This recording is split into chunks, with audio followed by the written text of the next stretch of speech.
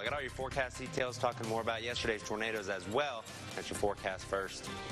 Thanks, Reed. And speaking of tornadoes, deadly tornadoes tore through our region, leaving significant damage in many parishes. We covered it all from beginning to end, and today we're going to deal with the aftermath. We start this morning looking at some of those areas affected. Who's still without power? We're taking a closer look now in our top story.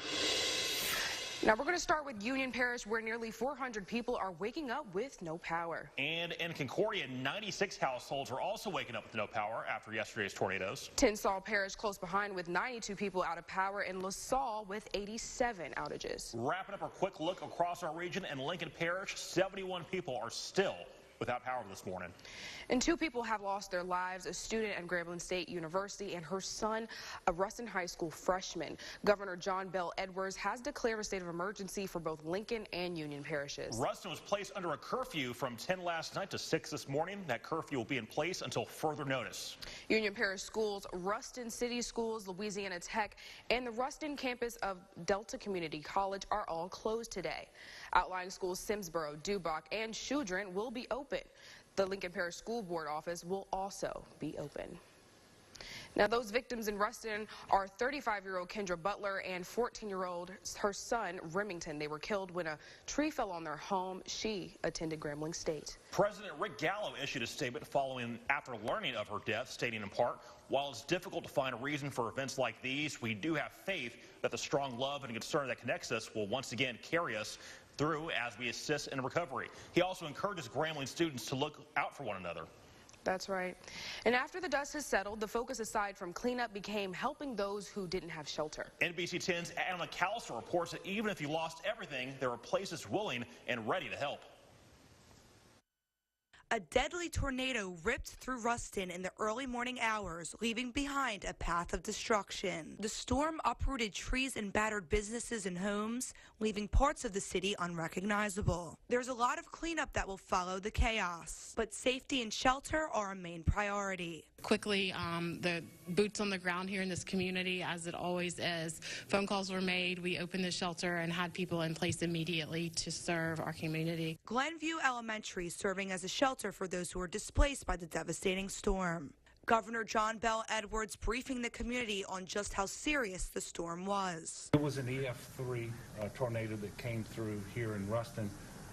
And potentially stronger. Glenview will have food, water, and toiletries for those who need it. Several families have already made their way to the school, something that has hit close to home for shelter volunteers. Emotionally, for me, I mean, I've been up, like I said, since early this morning, and then driving into meetings to meet with different people throughout the community. I've been able to see the actual impact of the storms, and it's pretty devastating. Governor Edwards planning to work closely with Mayor Ronnie Walker and local law enforcement to start cleanup efforts after the storm. Ruston has a long way to go, but its residents have faith.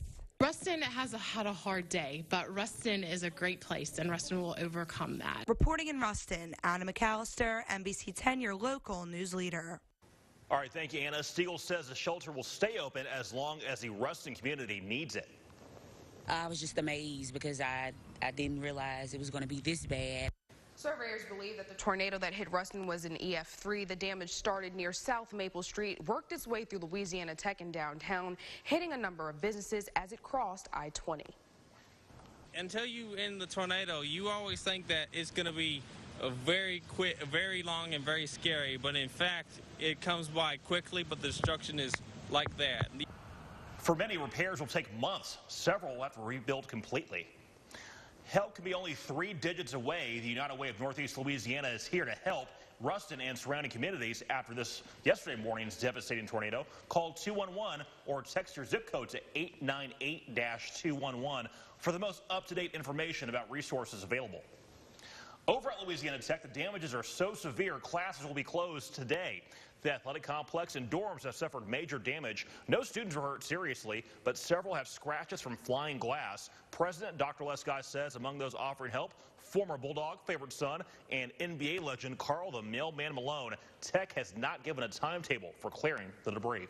And we're going to continue our coverage now in East Texas. Storm damage and strong winds knocked out trees. Here's what it looked like just a few hours before all of it was hauled away. All over East Texas towns, the wind was harsh and it caused a lot of problems, from collapsed awnings to car wrecks and even a loss of power. One apartment complex not only lost the power, but people's cars were being held hostage by fallen trees.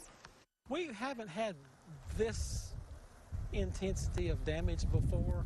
We've had some minor storm damage from time to time, but nothing like this before. Spoke with was stranded and he didn't have power and he had to wait until his insurance company got there.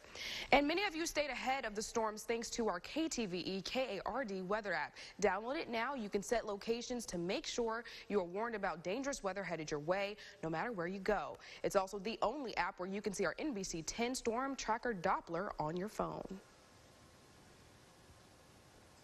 Staying with storm coverage, Monroe City Council member Mike Eccles announced his intent to run for Jay Morris' seat in District 14.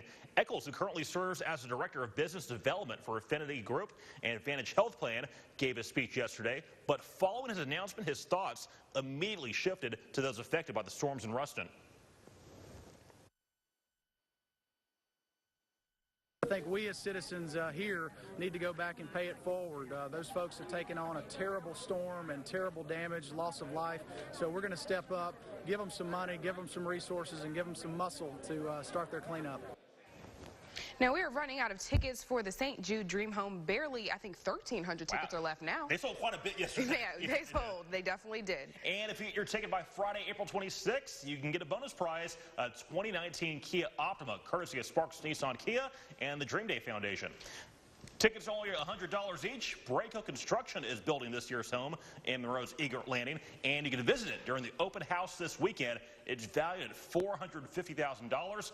To get your tickets, call 800-726-9874 or head over to our website, myarclemis.com, and click under the St. Jude Dream Home under the Community tab. Yep, well, still to come on NBC 10 News today. Check in with the man, the myth, and the legend, Reed Lineberger. Yeah, we got some nice weather to talk about for today, thankfully, and we still have some to talk about from yesterday's tornadoes, as those surveys are coming out and we're learning more about what actually happened yesterday morning. Going to bring us more of those details and what to expect this weekend. Coming up, but first, here's a look at your fishing game forecast.